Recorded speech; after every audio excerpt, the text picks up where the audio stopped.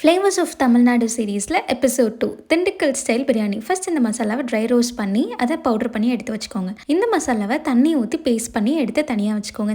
நான் இன்றைக்கி இன்ஸ்டன்ட் பாட்டில் பண்ணுறேன். உங்களுக்கு ப்ரெஷர் குக்கருக்கும் அளவு சொல்கிறேன். ஃபஸ்ட்டு எண்ணெய் ஊற்றிட்டு பிரியாணி இலை போட்டுட்டு அதுக்கப்புறம் வெங்காயம் போட்டு வெங்காயம் வதங்குறதுக்கு உப்பு போட்டு அது நல்லா பொன்னிறமாக வதங்கும் போது இஞ்சி பூண்டு பேஸ்ட் சேர்த்துக்கோங்க. அது நல்லா அடியில் பிடிக்க ஆரம்பிக்கும் போது அதில் பச்சை மிளகாயும் ஒரு கை புதினா 1/4 கை அளவுக்கு கொத்தமல்லி சேர்த்துட்டு கீழே அடி பிடிக்காமல் இருக்க 1/2 கப் அளவுக்கு தண்ணி ஊற்றிக்கோங்க. அது நல்லா சுருண்டு வரும்போது நம்ம க்ளீன் பண்ணி வச்சுருக்க மட்டனும் அரைச்சி வச்சுருக்க மசாலா அது போக மற்ற மசாலாஸும் கொடுத்துருக்கேன். அது எல்லாத்தையும் சேர்த்துட்டு நல்லா மிக்ஸ் பண்ணி விட்டுட்டு தயிர், எலுமிச்சம்பழம், உப்பு எல்லாம் போட்டுட்டு இன்ஸ்டன்ட் பாட்டில் 15 நிமிஷமும், நார்மலாக குக்கரில் விசில் வைக்கிறீங்கன்னா 10 விசில். அதுக்கப்புறம் இதை ஓப்பன் பண்ணிவிட்டு தண்ணியை மட்டும் தனியாக மெஷர் பண்ணி 6 ஊற வச்சுருக்க ரைஸ் சேர்த்துட்டு ப்ரெஷர் குக் பண்ணி எடுத்திங்கன்னா சூப்பரான பிரியாணி ரெடி.